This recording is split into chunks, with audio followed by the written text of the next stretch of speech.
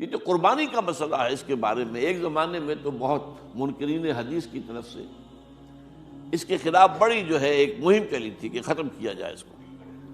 یہ خام خواہ جو ہے خرچ ہوتا ہے بہت بڑا اور ضائع ہوتا ہے گوشت. اتنے بڑے پیمانے پر گوشت ہوتا ہے کھایا نہیں جاتا. اچھا ایک زمانے میں فریج بھی نہیں تھے, یہ بھی نہیں کہ آپ محفوظ کر دیں, گوشت ضائع بھی ہو سکتا تھا. اور بھی چیزیں جو ہے وہ گوشت کی وہ صحیح طور سے استعمال نہیں ہوتی تھی. تو اس کے اوپر بڑا پروپیگنڈا منکرین حدیث کا رہا کہ یہ جو ہے قربانی صرف حج کے موقع پر ہے. میں اس کی نفی کے لیے آج آپ کو بتا رہا ہوں کہ سورہ حج کے اندر جو دو رکوع ہیں, ایک چوتھا ایک پانچواں, چوتھے رکوع میں بھی قربانی کا ذکر ہے, پانچویں میں بھی قربانی کا ذکر ہے. یہ ایک دم جو ہے ایک جگہ پر جو دو طرح کی قربانیوں کا ذکر ہو رہا ہے, یہ کیوں ہو رہا ہے؟ چوتھے رکوع میں وہ مناسک حج کے ساتھ اس کا ذکر ہے.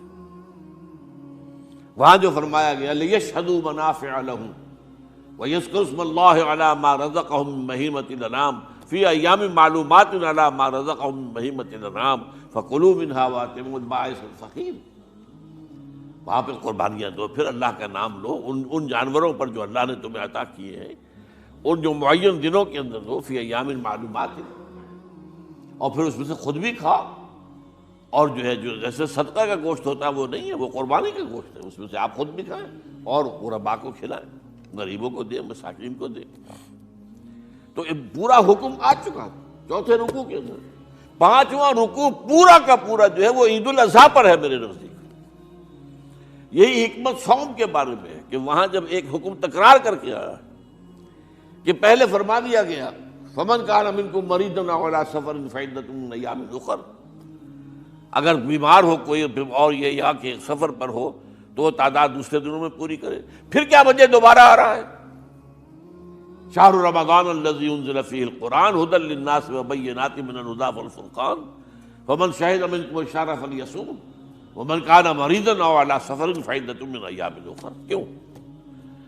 یہ تو ادبی اعتبار سے یہ کلام کا عیب شمار ہوتا, تکرار بلا کسی سبب کے نہیں, سبب کے بغیر نہیں ہے. وہاں کیا تھا؟